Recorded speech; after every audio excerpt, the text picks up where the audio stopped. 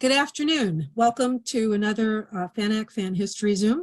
Today, we are fortunate enough to have Maggie Thompson, a second-generation fan who is one of the big names in comic fandom and comic professional work, as you will hear when she is interviewed by Chris Couch, a second-generation fan as well, and also an expert in the field, teaching at two universities at the same time. So, Chris and Maggie, take it away. Hi, Maggie. Hi, Chris. Really great to see you. Did we first meet in 1969 at the Worldcon? I believe that we met maybe earlier than that at some Midwest cons. Of course. Okay. Yep. We went to those every year. That was like Sure. summer vacation for us when I was a kid. Yeah. So that's a long time ago, 1968, something like that, 67. Something like, I mean, we were going, gosh, every year for a while. So yeah. Yeah, Coulson's and so on. Yeah. And so on. Yeah. Yeah, it was. They were wonderful. Those were just so great. And I met all the fans from New York City for the first time, and then I ended up moving there, and it was just, I never would have gone to Columbia probably if it hadn't been for going to the Midwest cons. Oh, interesting. Yeah. Interesting. Okay. Huge difference Cool. in my life. But we have questions. You have answers. Oh, let me start with an expression, by the way, with regard to this entire experience. So how many of us know this expression? Not me. Okay. So l'esprit d'escalier, with my terrible French pronunciation, it's the spirit of the stairs. And Denis Diderot, or Denis Diderot anyway, came up with the expression, which is that's what you think of on the steps as you're leaving the party. You remember what you should have said at the party. So that is something that is going to happen to me when this is done. Why didn't I mention? So let's start with that acknowledgement. Something is going to go unsaid that should have been said. Well, I think it's very appropriate to begin with someone who worked on the French encyclopedia, because you have an encyclopedic knowledge of multiple fandoms. I know how to look things up. So that's what Wiki's for. I'm just saying, then I correct it as it misspells Comics Buyer's Guide invariably. So Of course it does. Go ahead. All right, so question one is, you grew up in fandom and your mother was a professional writer of science fiction. What is the first fanish experience you remember? Tell us about your early experiences in fandom and the fanish circles you grew up in. Walt Kelly. No, it just answered the question. Yes. Mom and dad were science fiction fans, and mom, I believe, was in first fandom, so to speak. Right. And so they both read science fiction. The room that was our main living room was packed with pulp fiction and whatever. And mom was a science fiction writer you've never heard of. But because I grew up with it, I always took it for granted. And so, for example, when we've got, as I look around me, well, one of the suggested questions was about what was the earliest science fiction, fantasy, so forth that I remember. And I grew up with, for example, the Oz books. Now, this is not mom's copy, but I grew up with mom's copy of this book. And by the way, for those with gender situations today, I think they might be fascinated by the second Oz book, which does not have Dorothy in it. That's digression number one of so many that will come today. So I don't know if you're familiar with the Land of Oz, but oh my gosh, L. Frank Baum was with it when he wrote this book, which, as I say, did not have Dorothy in it. So there's that. Oz books are never a digression in our circles. Okay, well, there is that. Yes. Do we know who Tip was? No.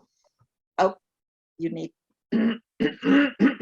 you need to read this book. which basically involves, if we all recall, the Wizard of Oz was an invader. He was not from Oz. What happened to the royal family of Oz? And this is about what happened to the royal family of Oz, and involves this really, I'm sorry, this is such a digression, but just saying, we have Tip, who was the servant of Mombi, and he runs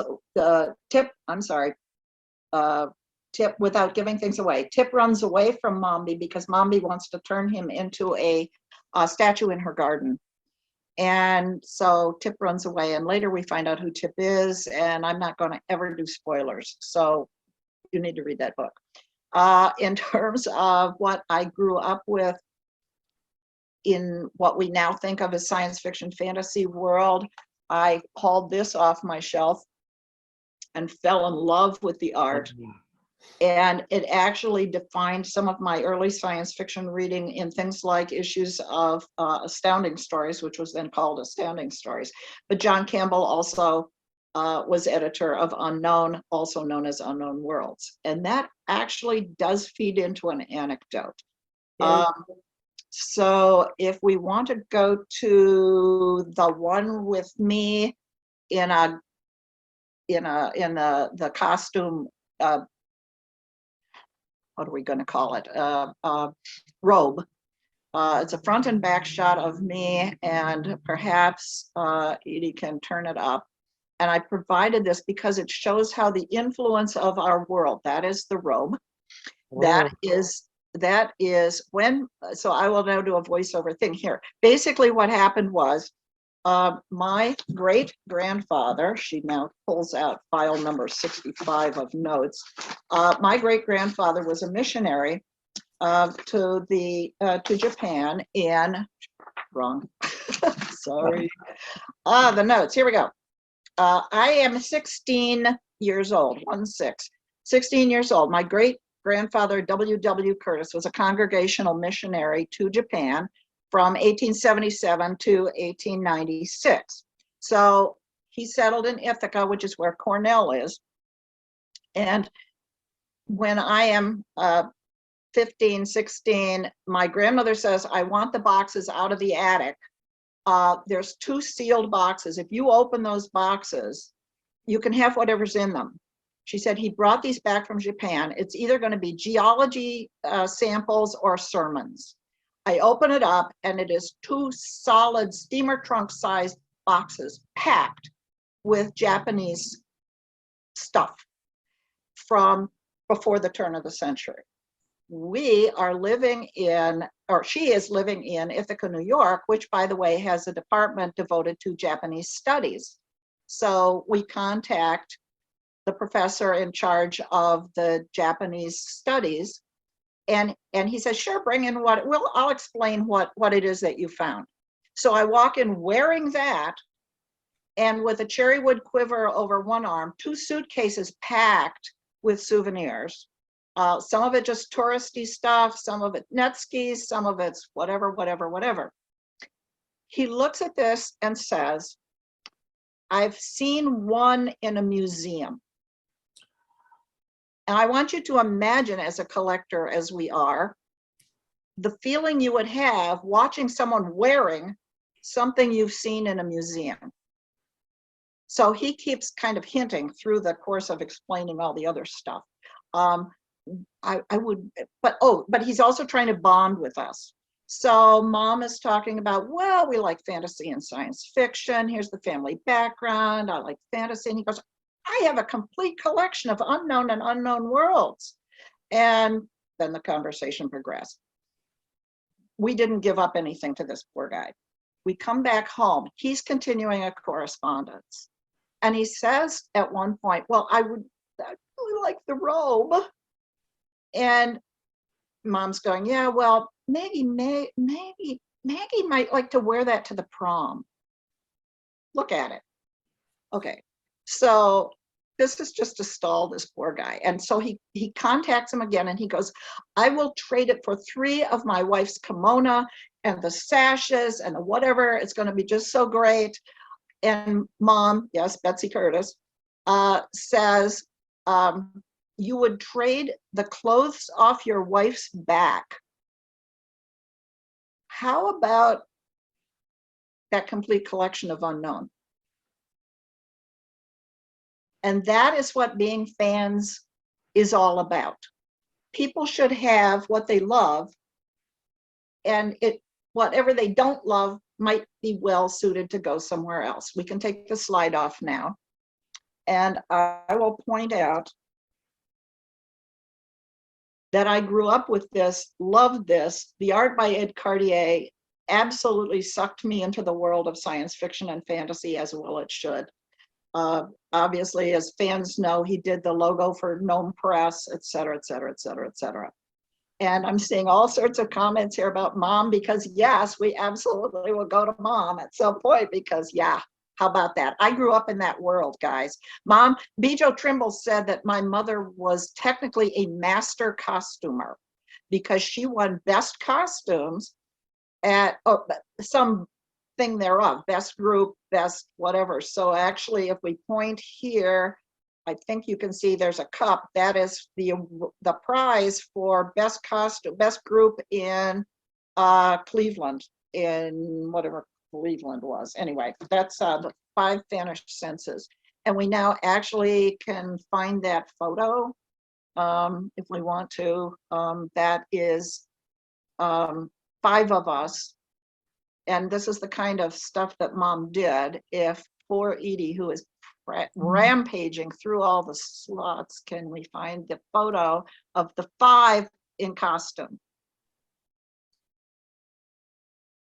Long pause. In the meantime, I will say the title of the group was The 5 Vanished Senses, which is, I think, why we won best group. There we go. There it is. So left to right. Yes, indeed. Yes, Chris, you see sense of wonder. So Dad, wearing his doctor's gown, but also in his traditional dress of striped t-shirt and blue jeans, Dad is sense of science. And so he went to person and handed out like scientific statements and formulas and so forth. My sister with the beanie, and you can't see it there, but she has a 3rd leg, is sense of humor, and she was handing out jokes to people. Mom with the cloche hat and the flapper dress is extra sense, and she's handing out predictions to people. You will meet a stranger, you will buy something wonderful at the show, whatever prediction she was handing out. So we've got sense of science, sense of humor, extra sense. I, yes, am sense of wonder, and I'm handing out things like, how does a spaceship go when there's no air to push against? And I wonder what keeps my dress up. I believe that was 2 of the senses. And standing in front of Stu Hoffman with the mask behind him is Don. He was part of the group, but we were just going together. We were not, I don't think we were even engaged. We weren't even engaged at this point. But now if you look at his tabard, you see that there's magazines on the front, also on the back, with what looks to be coins up and down. And it is 35 to 50 cents, which was the price of a science fiction magazine. The 5 vanished senses: sense of science, sense of humor, extra sense, sense of wonder, and 35 to 50 cents. There we go. Thank you. A tour of my life. That's one of her prize-winning costumes. Cleveland in 1960. And it wasn't Cleveland, it was Pittsburgh. We're now verifying this. Come on. 1960, yes. And actually, science, that's a pivotal year. Perfect. Okay, so in 1960, the World Science Fiction Convention in Pittsburgh, I was 17. We were the best group, the 5 vanished senses. But you know what else happened that year at PitCon in September? Do we know? Yes, that was 17-year-old Maggie, yes. Do we know, Chris, what happened in 1960? I think it was whatever it was. I'm sure it was marvelous. Thank you. Yes. Yes, it was. A fanzine was being handed out at that convention. We actually didn't know it. Don was working in Cleveland at this point at the Cleveland Press and had a bunch of buddies, the Cleveland fans that he was getting together with and so forth. And so Bill Failing, who was a fan and huckster in the day, told us about this fanzine that had come out at the show that we didn't get. And so we contacted Dick and Pat Lupoff, who had handed out at that convention Zero Number One, spelled Xero. And in Zero Number One, there was an article, and it was called, goodness, well, let's look it up. It was the series was called All in Color for a Dime. And the article by Dick Lupoff was a nostalgia piece about Fawcett's Captain Marvel comic book. Yes, yes. In the second issue, so for example, it was The Big Red Cheese was the title of that one. It was by Dick Lupoff. And Don wrote the third installment in the series because by that time we were corresponding with Dick and Pat like crazy. And he did OK Access, Here We Come. I illustrated it because my dad, by the way, the guy with the doctor's gown earlier, had taught me how to cut mimeograph stencils.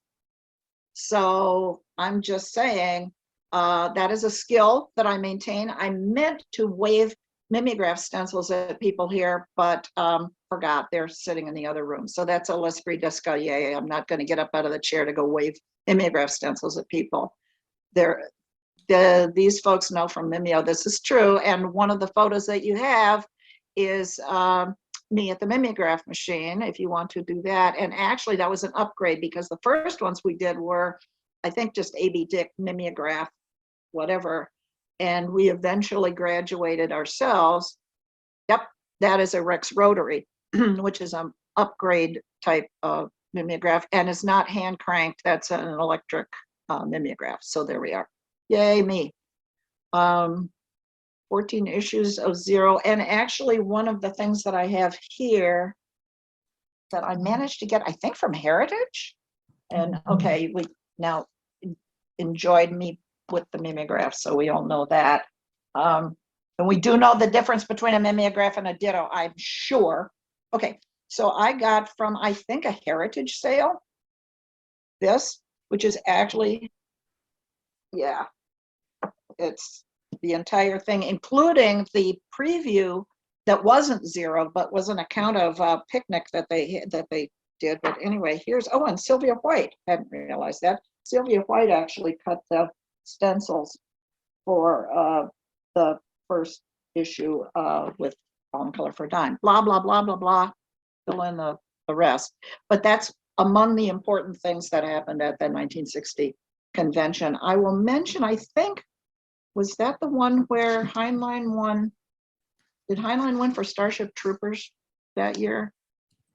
I think so. Because that was another, yes, the birth of comics fandom. Well, except that there was EC fandom before. So Chris was suggesting that it was the birth of comics fandom. What I've said is that there were fans who did comics material before, but it kind of went away. So Dave Kyle, for example, had done material on I think Alex Raymond back, and his fanzine a couple decades earlier. Dave was a very early writer about comics in science fiction fandom, but it went away. There was EC fandom spawned by the EC fans. They actually had their own newsletter. Another l'esprit d'escalier moment is my EC Fan Addict membership card is in the other room. Well, And Chris says, speaks of the comics code, which by the way, we reprinted in our first issue of Comic Art, because not that many people had actually seen the comics code. Thank you. Yes, Starship Troopers. I will now share another anecdote. What happened? What happened was, because my mom was best buddies with Bob Heinlein, he set her up at the Hugo Awards, and he had told her that he wouldn't be able to make it to the awards banquet. So if Starship Trooper, Starship Soldier, that thing, won the Hugo that year, would she please go up and accept it for him? And she said, sure, Bob. And he won, and she went up to accept it for him. And he, who had been hiding at the back of the damn room, came in, the whole room, standing ovation. Oh my gosh, what a surprise. And mom was thrilled and everything was cool and so forth. Okay. So because we were a family, we had a suite in the hotel. And after the awards, after everything, we were having a small party in the room. And by the way, the beer that mom brewed chilled in the bathtub. So they filled the bathtub with ice, and then the beer was chilling in the bathtub, blah, blah, all the details he wanted. And so Judy Merrill and Fritz and Jonko Leiber are sitting on the bed in the suite and going, okay, chat. And Judy Merrill said, this is the most boring party I've ever attended. Would you mind if I invited some other people? Sure, great. Drink the beer, great. So about 10, 15 minutes later, we hear this, Hail the Conquering Hero comes, sung by Isaac Asimov, who is carrying Heinlein's Hugo down the hall. And suddenly this party turns into an event, which included, as I remember, Randy Garrett, three people, arms on each other's shoulders, singing Gilbert and Sullivan in one of the rooms. And George Sithers and what, but I mean, the room was full of celebrities for the next, whatever, 2 hours, 3 hours. So it was a great party, is what I'm saying. So yeah, memories. Well, the next question on our list is what kept you involved in fandom? I don't think we need to ask that. No, you don't. I would have stayed in anyway. And in fact, one of the questions or whatever was, well, what are my earliest memories? And I remember there was some radio show that I was listening to at one point, and it said, what do you want to be when you grow up? And I remember my response was, I want to be a big name fan. That was it. That was my immediate response. Because by that time, let's face it, it was Dean Grinnell, and it was the Coulsons, and it was fun people, articulate people, talking people. That was before Zero. That was because there were cool people talking things. And anecdote number umpty ump was in some fanzine or other, Walt, probably Grew, actually, probably Dean Grinnell's Grew. Walt Willis had made the comment, had somebody, he said, someone had come into his house and asked one of his kids, what's that over in the stack? And the response of his child was, those are fanzines, silly. So that's what it was. It was just part of life. You had fanzines. Come on, get real. I mean, who doesn't have fanzines in their house? Well, just saying. Yeah, it can be a storage problem after a while. Did that answer a question, or did I just digress again? No, you actually answered the question. Yes, so excited. Another question is, how did you and Don get together? Photos again. It's the 1957. It's June 1957. What happened there, backstory on this, as she's getting the photo ready, is that every year among mom and dad's buddies were Ed Hamilton and Lee Brackett. So they lived in Kinsman, Ohio, and we would go there, and they were going to have they said something like they were going to have a party or whatever. There was a miscommunication because this was before the internet, I believe, as I say, 1957.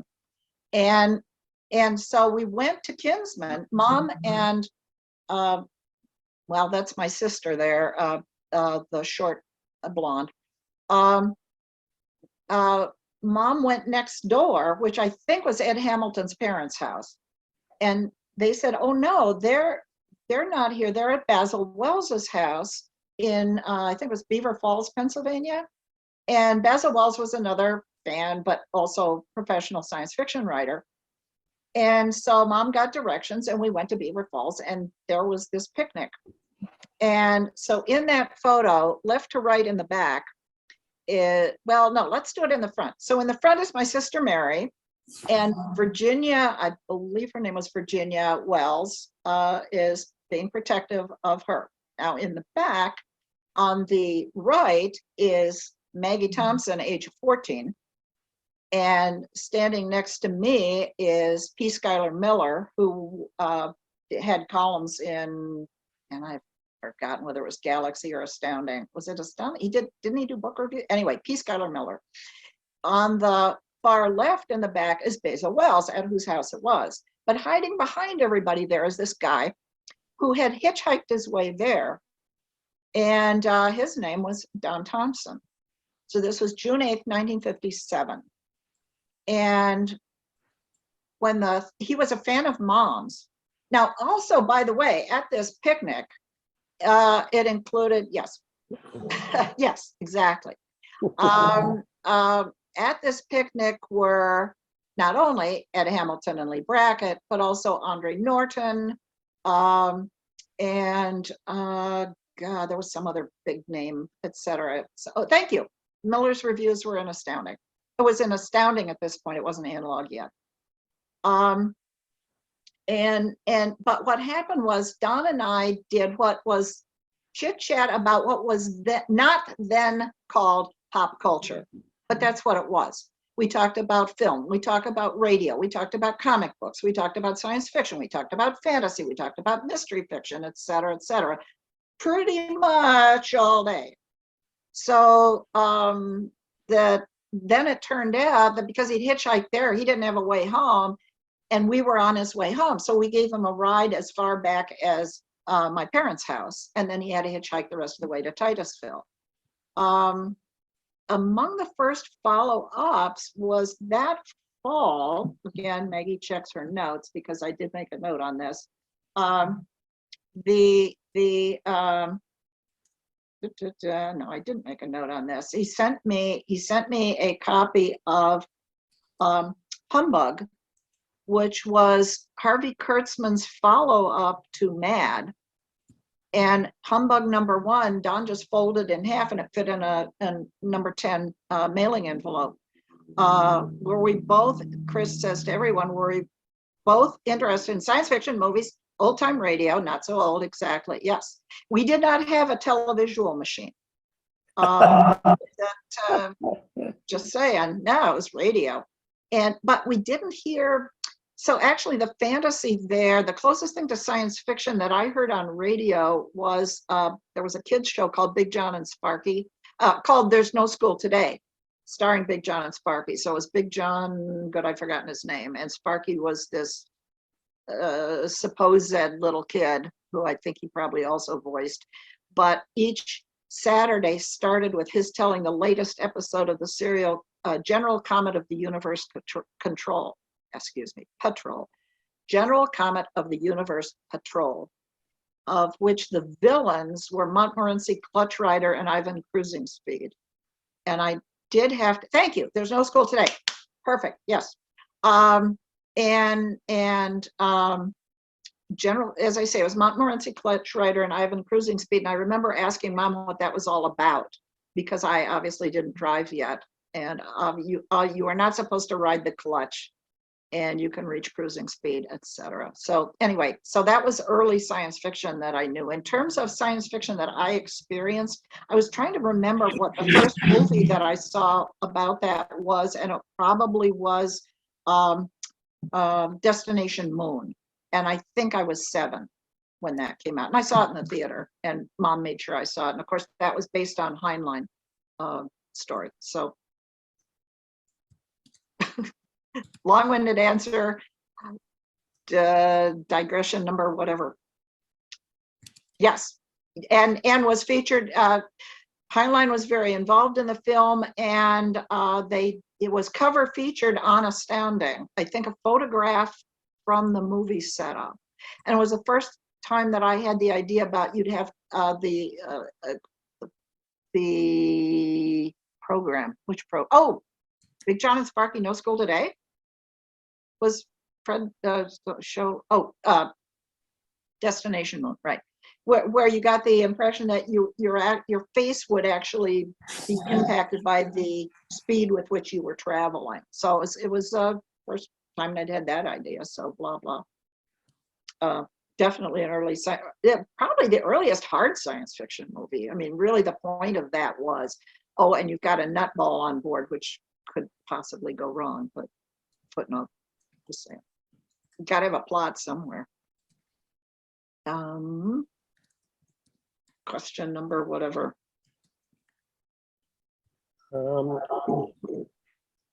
So you're known as like a founder of comic fandom, which really exploded after Zero and Comic Art. How did you guys decide to do a magazine called Comic Art and Newfangles? Oh, yeah. Well, let's go back to the convention, that 1960 convention. So there we were in Pittsburgh. Zero got handed out. I think because Dick and Pat came to the masquerade as Fawcett's Captain and Mary Marvel, wearing appropriate costumes and looking good, we were at the banquet the next night at a table with Bill Failing and Hal Lynch, among others.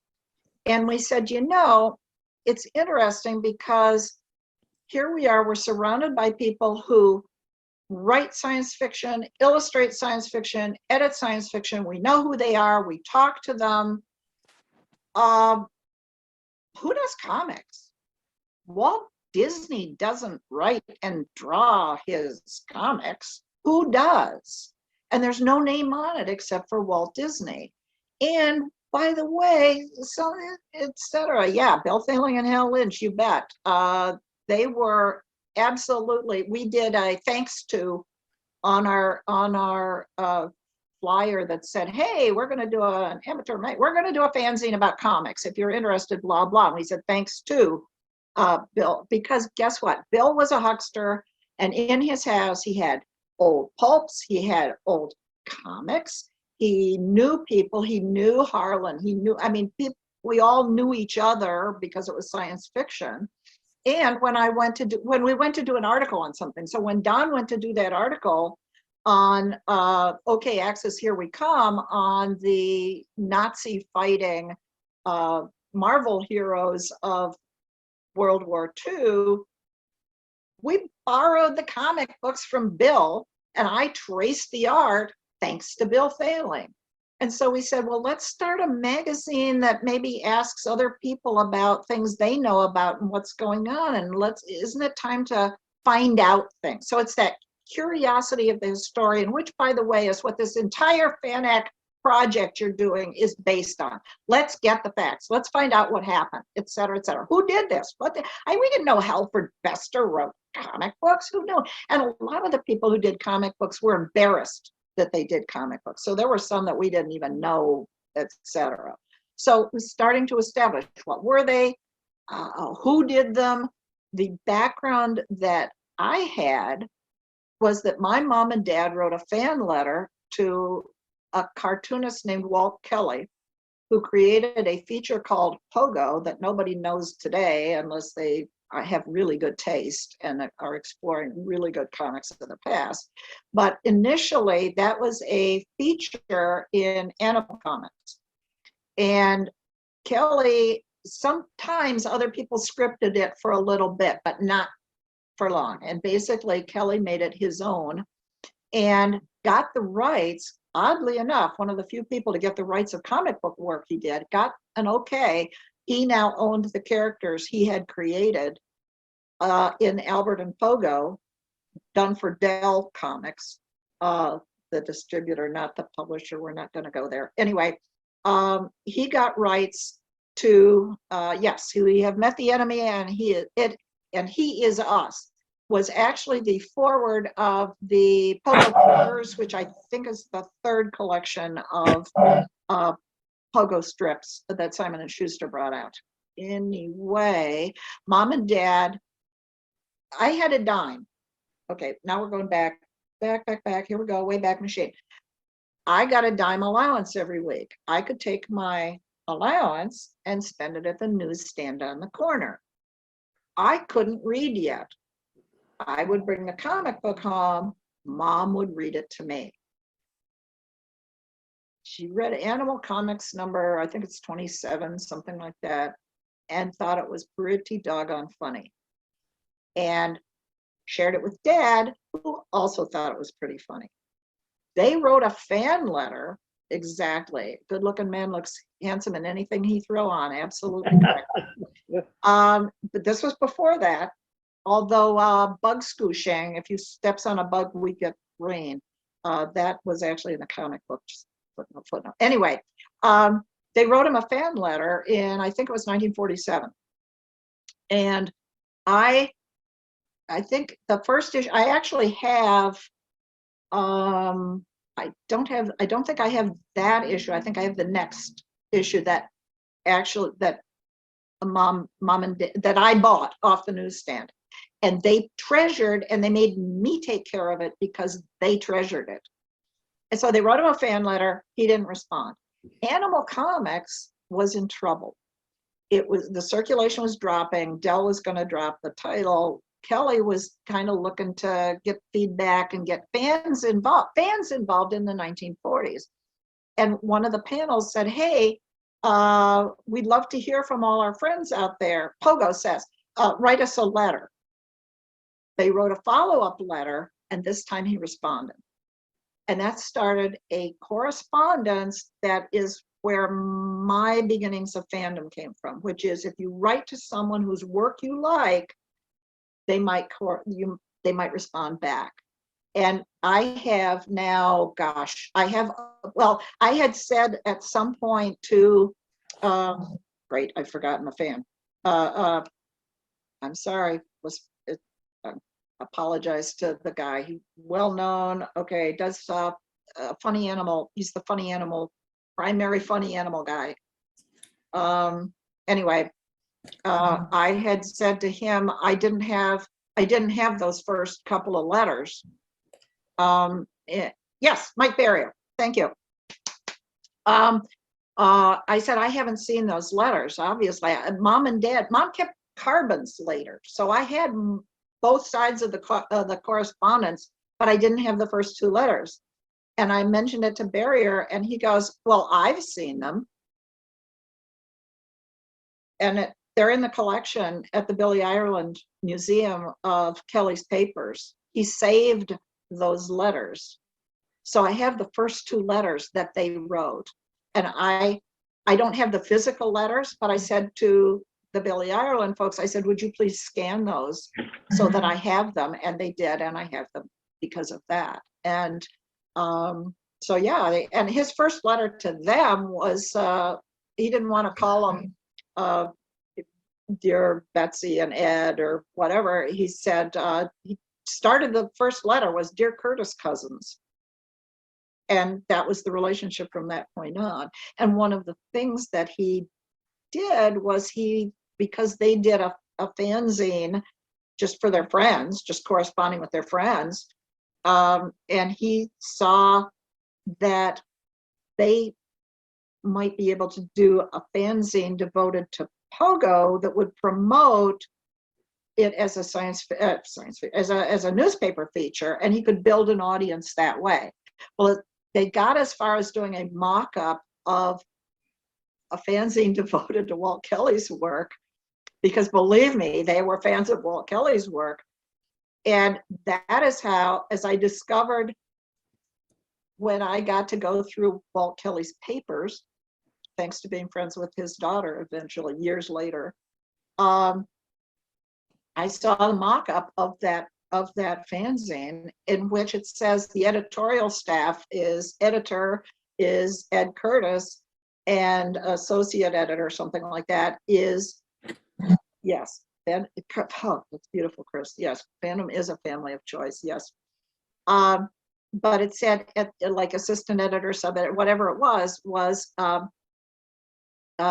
Elizabeth McGee. It was either Elizabeth McGee Curtis or it was Betsy McGee Curtis, but McGee was her maiden name. If you look at the Pogo reprint volumes, you will see one page, which it turns out was one strip, in which Albert and Pogo are sitting there. And so Dad was, footnote. Okay, Dad was Mailman Duck. So it was, sometimes he was Chloe Curtis, sometimes he was Choo Choo Curtis, sometimes he was Chug Chug Curtis, but the Mailman Duck was my dad. So Albert and Pogo are sitting there, and this weird little duck comes in, and he's got this hat, and it comes down, and it's eye holes for the eyes. And they say, well, who are you? And it says, I'm the real McGee, the substitute mailman. Uncle Regular Curtis is sick. So Mom was Betsy McGee Curtis. So the real McGee, yes, Tuckerisms before Tucker. Oh gosh, yes. Oh yes. Oh yes. And by the way, when we're talking Tuckerisms, I will point out that Don Saved the Earth in Charles Fort Never Mentioned Wombats by Buck Coulson and Jean DeWeese. Just footnote Tuckerisms. And Ron Goulart mentions the Lupoffs and the Thompsons in one of his novels. So, yep. Anyway, there we go. So that's a whole nother thing. Yes, Tuckerisms. And by the way, Kelly, oh my gosh, if you want to talk Tuckerisms, there's an exclamation that he uses throughout the strip. Every now and then something weird will happen, and one of the characters will go, Gormley. Well, he worked with a guy named Gormley when they worked together at Disney. I never knew that until I was looking at, I think it was the comics archives or whatever, and they said this, whatever the comic book was done by Gormley, and I went, there really was a Gormley? Yes, there really was a Gormley. So yeah, there's that. So, more digressions? that was really, really, really wonderful. You know, one of the questions was about why did you stay in fandom? And, you know, I just, well, first of all, let me say, me and Leslie identify completely, right? Everybody has fanzines. And we one of the things we loved about fandom was that, like you and Dawn, everybody was interested in all of the things that we cared about. Yeah. You know, now there's so many divisions, you know, comics, fans, and, you know, that kind of thing. But I think that real, true fandom is what you and Dawn and, you know, people like that represent, our parents even, loving everything. And then, by the way, in my life, what happened was a hobby turned into a profession. And that, by the way, as you know, means you're never not working. I do. Do you want to talk about how your hobby turned into a profession? Well, first, I just noticed, by the way, that I did want to mention this. So this is in honor of my dad. So he and Mom were both born 105 years ago. And this I bought at a science fiction convention in Madison. And it's a bat, obviously. And Dad's doctoral dissertation was done for the guy who basically found out about sonar. And so Dad's doctoral dissertation, and I will do a spoiler here, the question was, how do owls and little brown bats find their food? So, as I say, spoiler, the owls was the eyes, the bats was the ears. Okay. So that's, anyway, so we had bats in the house. We had bats in the flat, as noted. We had them in cages. And do you know how to exercise a bat? No. You store it in the cage, but it has to exercise, right? Okay, so we had an apartment in Ithaca, and you could shut all the doors of the hall, and then it was a closed room, in effect. And you reach in and you pull out the bat and you throw it. And the other person, in this case, it was mom and dad. So dad would take it out and throw it. And then mom had a catcher's mitt and would put it up. And then the bat would circle back, and so on and so forth. So I'm just saying. And dad, one of dad's campaigns was women, there was a tradition that women were frightened of bats because they were going to get in their hair. And he had bats flying through mazes that were fishing line strong, and it would just maneuver through. And he said, believe me, they don't want to get in your hair. And if they can maneuver past invisible fishing line, they're not going to get in your hair. Okay, that was digression number whatever. Where did I where did I dive away? Oh, because I noticed the necklace. Yeah. You said Cornell? Cornell, yes. His dad was a botany professor at Cornell, and dad and mom met at Oberlin, which was where everybody's grandparents, all three of the four grandparents went to Oberlin. But yeah, but dad's dad ended up at Cornell. Dad, his doctoral dissertation was written for Dr. Griffin at Cornell. And by the way, again, mom must, Halloween's here, master costumer mom. I knocked on Dr. Griffin's door wearing a bat costume with articulated wings. I'm just saying. There we go. It's in tech control. Oh, that's a wonderful anecdote. Oh my gosh, I love all this stuff. Yes, Dr. Griffin. Yep. I just bought a paperback that he did about birds, because he did a whole bunch of stuff, because he was very fun. But anyway, yeah, I didn't know him particularly. Yeah, but there's Cornell again, back with the Japanese thing. So where are we? I've totally lost track of this conversation. Can you tell? Well, we were asking you about the Comic Buyer's Guide, but you don't, Oh, yes. you don't have to go there if you don't want. No, that's just fine. Well, part of this thing is to talk to you about, the intersections between comics fandom and science fiction fandom, because, a lot of people in comics fandom, I think Bill Shelley even acknowledges that everything they did was based on science fiction fandom, that it was totally their model and what they followed. Well, yeah, and Jerry Bales, who really was the other really active force behind comics fandom, came out of the educational world. So he understood the importance of the history and storage and whatever, and identifying. So he did the who's who of creators, for example. But he did the first amateur publishing association in comics. And because it was the first, Kappa Alpha, Comics Amateur Press Association Alpha, because it's the first one. And the fanzine itself, the actual title, but we didn't have the keys on the thing, was the Greek letters, Kappa and Alpha. So blah, blah, blah. Yes, a lot of what we did came out of science fiction, because let's face it, we already knew how to do that. And then it was just finding people who gave a hoot. And we started doing comic art, probably our biggest achievement in comic art, which, by the way, was published irregularly, as we announced at the beginning. So the next issue could come out anytime. I'm just saying, it's not We're looking late. forward to it.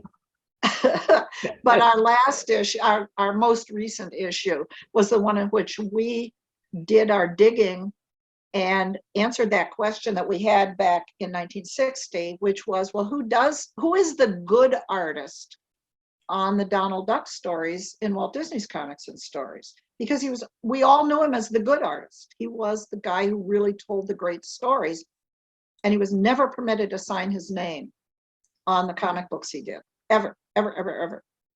And so we, thanks to various of us, actually, I think Mal Willits and Leonard Brown, and we all kind of we managed to, thanks to an editor being nice enough to forward our mail, contacted Carl Barks, yes. And so we wanted to reveal that to all our readers and interview him and find out, did he do this, or what did he do there, or what were his problems, or so on and so forth. And he was wonderful, did great, fantastic interviews. We did follow-up questions. We did a whole layout. Well, one of the things we wanted to do was reproduce some of his art. So we contacted Walt Disney Productions to say, can we have permission to reproduce this copyrighted material? And the response from the Disney organization was, not only do we not give you permission to reproduce any of his art, we don't want you to do the article at all, because the children of America think that Walt Disney writes and draws the comic books, and we do not want to disappoint the children of America. Wow. And then Disney died. So we wrote again. And they said, oh yeah, sure, that's great.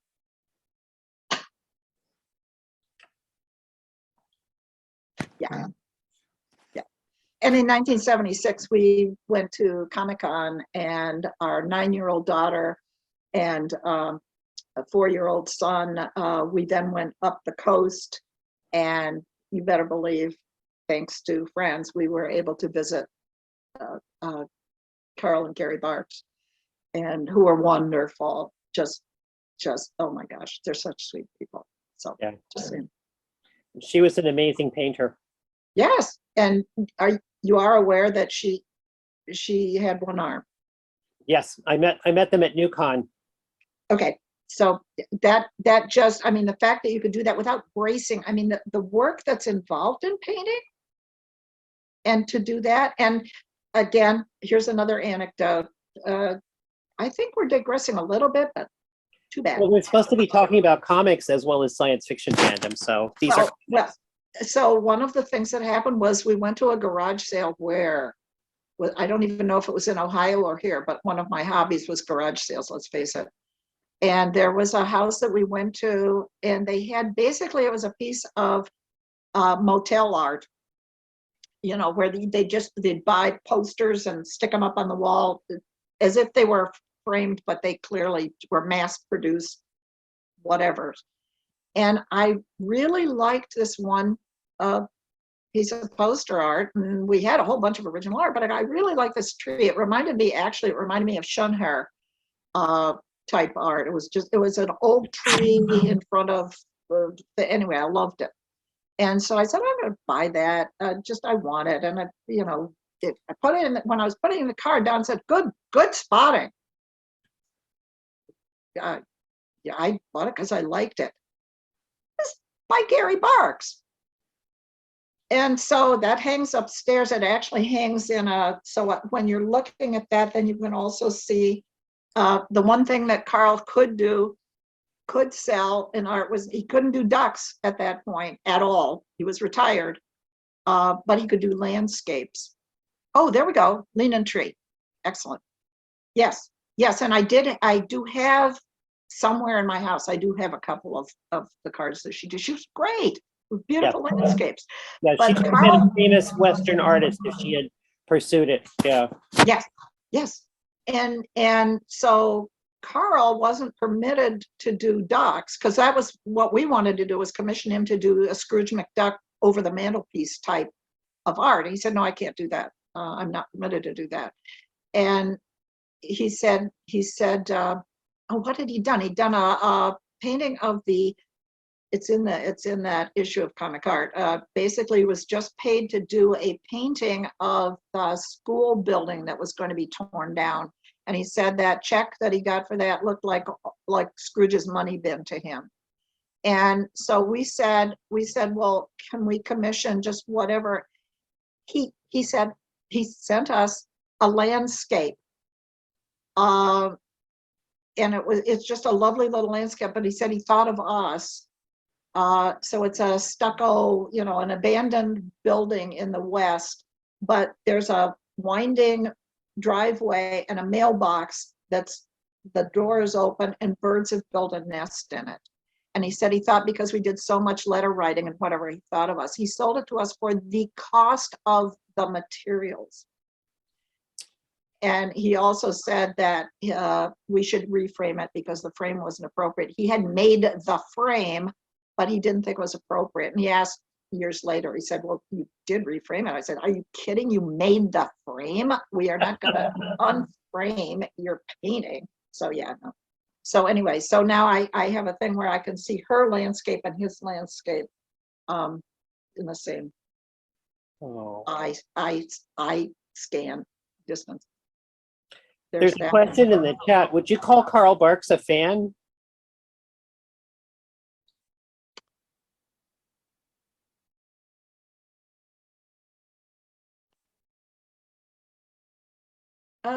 I think a pro. I Yeah. don't think he collected what other people did. Yeah. And let's look at comics and science fiction and fantasy and creators and whatever in general. Are they fans or are they professionals or, wow. Oh, yeah. This is great. This will be recorded, person who is dashing. So as I natter on, it will be revisitable, is my understanding. Where am I in the middle of all that? I don't think so. It's not that he didn't admire. What a good question. And now I'm embarrassed because I'm trying to remember the fittings in their home. He was incredibly knowledgeable about things. So I think he was well read. I doubt that he was a fan. Oh. Ow. So it's a good question, but you're asking me to evaluate that, and that's actually, I can't do that. I cannot say one way or the other. Perhaps if I reread the doggone interview that we ran, I could know, but I didn't do that. That was a piece of research I didn't do before this.